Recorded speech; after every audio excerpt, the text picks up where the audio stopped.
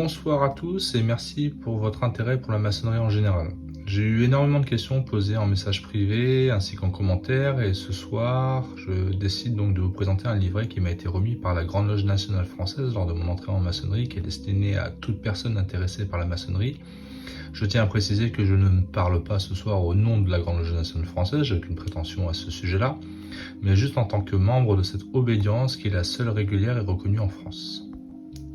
Dans ce livret, je pense qu'il y a énormément de réponses à vos questions, donc je vais en faire un sujet sur plusieurs vidéos en vous présentant des pages que vous pourrez lire en mettant pause. Je vous invite bien sûr à aller voir mes autres vidéos qui vous profiteront. Et puis bien sûr, n'hésitez pas si vous avez des questions, je serai toujours à l'écoute et j'essaierai toujours de vous répondre au mieux que je le peux.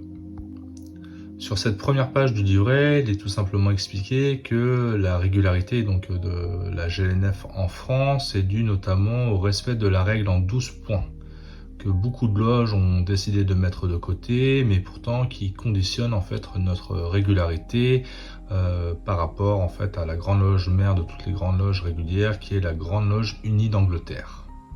Je tiens à préciser bien sûr qu'elle fonctionne sous forme d'association, que je suis dans le droit de parler en tant que franc-maçon, même de montrer mon visage, de vous parler de moi, mais en aucun cas je ne suis là pour parler des autres et de mes frères.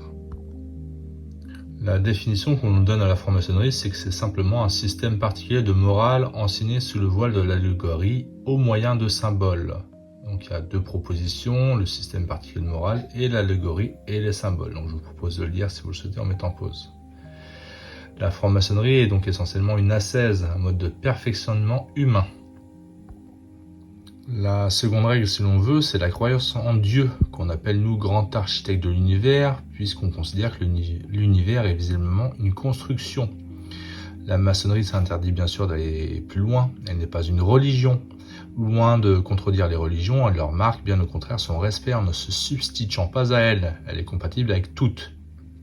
Elle n'est incompatible qu'avec l'athéisme. Ici cependant une précision s'impose touchant la conception qui, de temps immémorial, a été la sienne du grand architecte de l'univers. Il est le créateur, et cela sans équivoque ni échappatoire. Il n'est pas un symbole, en termes nets, la franc-maçonnerie régulière est théiste. En outre, et contrairement à une interprétation qui a toute la tradition maçonnique contre elle, la franc-maçonnerie n'entend pas davantage être une synthèse des religions, et une sorte de super-religion qui les coifferait toutes. Comment pourrait-elle y prétendre? Elle ne se proclame en effet dépositaire d'aucune révélation. Je vous laisserai sur ce point final ce soir. N'hésitez pas à réagir en commentaire, à vous abonner.